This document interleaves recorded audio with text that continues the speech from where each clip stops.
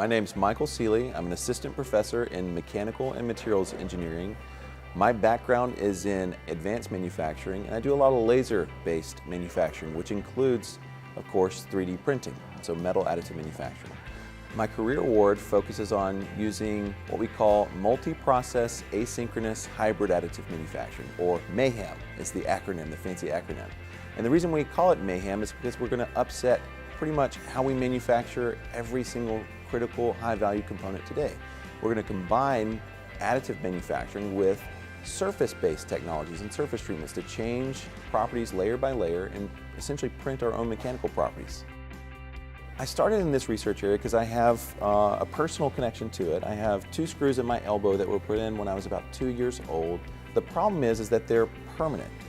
So many years down the road, I'm to a point now where I'm going to have a second surgery to get these taken out. Nobody wants to pay for a second surgery. Nobody wants to go through a second surgery. Insurance doesn't want to cover the cost for that.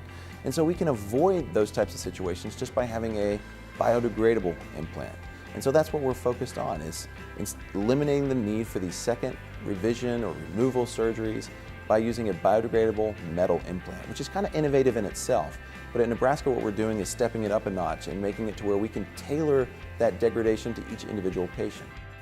With a career award, you have a research component, but you also have an educational component. And the educational component of my career award focuses on what I call the DREAM program, discovering research, entrepreneurship, and apprenticeships in manufacturing. And so it focuses on building this entrepreneurial culture in the College of Engineering, pushing for more startup companies to try to commercialize their research. It also includes apprenticeships. Additive manufacturing is one of the most underserved areas in manufacturing right now. We're also building upon the partnership that we've had since about 2014 or 2015 with Navajo Tech. Native Americans remain one of the most underserved communities when it comes to higher education. So we're really trying to build what I call transnational research experiences.